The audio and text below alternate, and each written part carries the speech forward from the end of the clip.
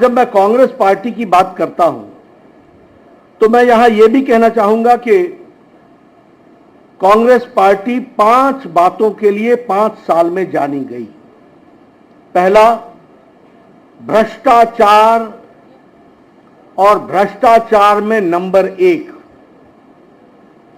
दूसरा, बहन बेटियों और माताओं का अपमान, नारी सम्मान के साथ खिलवाड़ और महिलाओं के क्राइम में नंबर 1।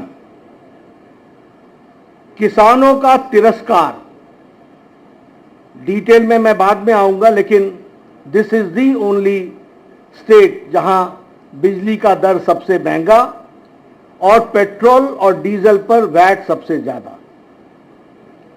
अगर मैं बात करूं युवाओं की, तो जितने पेपर लीक्स यहां हुए इसने रिकॉर्ड तोड़ा है, और जहां गरीब और पिछड़ों की बात है उनके साथ अत्याचार हुआ है। इसलिए 5 बातों के लिए जाना जाता है: भ्रष्टाचार, बहनों बेटियों का तिरस्कार, किसानों का तिरस्कार, युवाओं के भविष्यों से खिलवाड़ और गरीब लोगों के साथ अत्याचार। अगर मैं घोटालों की बात करूं, भ्रष्टाचार की बात करूं, तो इन्होंने वृद्धा पेंशन योजना में भी घोटाला करने से पीछे नहीं रहे और 450 करोड़ रुपए का उसमें भी घोटाला कर दिया। मैं एक ही वाक्य में आपको बताना चाहता हूं, मुख्यमंत्री अशोक गहलोत के परिवार का 11,000 करोड़ रुपीस का कॉन्ट्रैक्ट रिसीव हुआ है फैमिली से। यह बताता है कि कांग्रेस किस तरीके से परिवारवाद, वंशवाद, भ्रष्टाचार इनको बढ़ाती है, और अशोक गहलोत उसका एक सैंपल है। जल जीवन स्कैम, जल जीवन जेब भरो स्कैम बन गया और लगभग 20,000 करोड़ रुपए का उसमें घोटाला हुआ। अगर मैं बहन बेटियों की बात करूं तो 10,92,000, nearly 11 lakh cases have been registered against women in last 5 years, 5 सालों में। एनसीआरबी के रिकॉर्ड में राजस्थान रेप में नंबर 1 पर है, और national crime bureau, record bureau इस बात को पुष्टि करता है। उसी तरीके से लास्ट फ्यू मंथ्स में, यानी 2-3 महीने में 118 माइनर रेप केसेस हुए। और अगर किसानों की बात करें तो कर्जमाफी आपको मालूम है, उसमें वादा खिलाफी हुई। लगभग 19,400 किसानों की भूमि को कुर्क किया गया है। फर्टिलाइजर स्कैम, उसमें अशोक गहलोत जी के ब्रदर ने, भाई ने सब्सिडाइज फर्टिलाइजर को एक्सपोर्ट किया। ये नए नए तरीके, नए नए आयाम के भ्रष्टाचार हमको देखने को मिल रहे हैं। उसी तरीके से पेपर लीक्स में REET रीट का पेपर लीक, ये जग जाहिर है, और लगभग हर साल 3 paper leak, average, on an average 3 paper leak Rajasthan ने पिछले 5 वर्षों में विटनेस किया है। गरीबों की बात करें तो दलितों पर, हमारे अनुसूचित जाति भाइयों पर और अनुसूचित जनजाति भाइयों पर 8,000 केसेस रजिस्टर हुए हैं। और उसी तरीके से यहां पर असहिष्णुता, स्यूडो सेकुलरिज्म के नाम पर कुछ लोगों के पूज्य स्थान पर बुलडोजर चलाना और कुछ लोगों को सर तन से जुदा होने के लिए नारे और रैली करने के साथ साथ उसको बढ़ावा देना, यह भी हम लोगों ने राजस्थान की धरती पर देखा।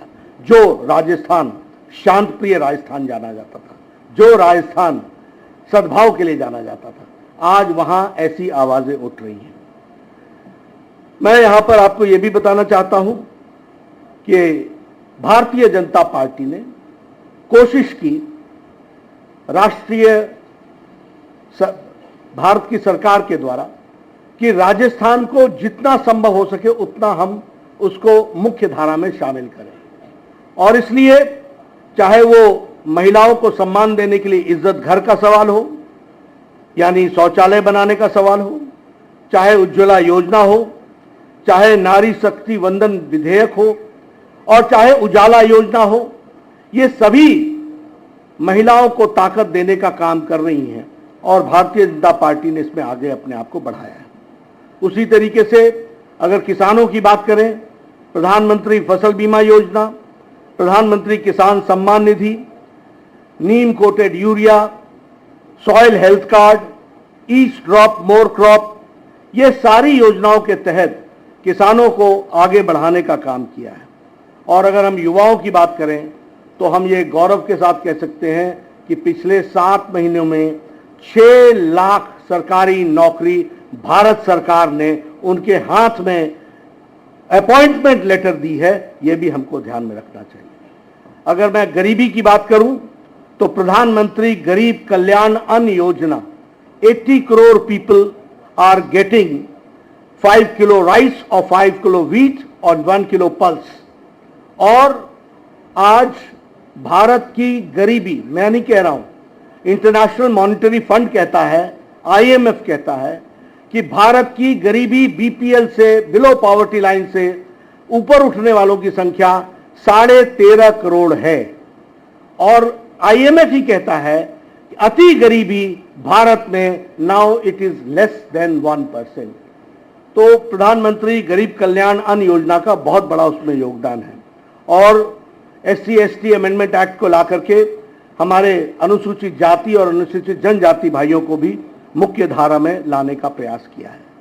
मैं ये भी आपको बताना चाहूंगा कि कांग्रेस पार्टी के टाइम में पिछले 5 सालों में गहलोत सरकार ने जो भारतीय जनता पार्टी के द्वारा किए गए कार्य थे उनको रुकावटें तो पहुंचाने का प्रयास किया ही, लेकिन उन सब के बावजूद आज भारत बढ़ करके आगे आया है और राजस्थान को भी भारत सरकार ने भरपूर मदद देने में कोई कमी नहीं छोड़ी है। यह भी मैं आपके सामने बताना चाहता हूं।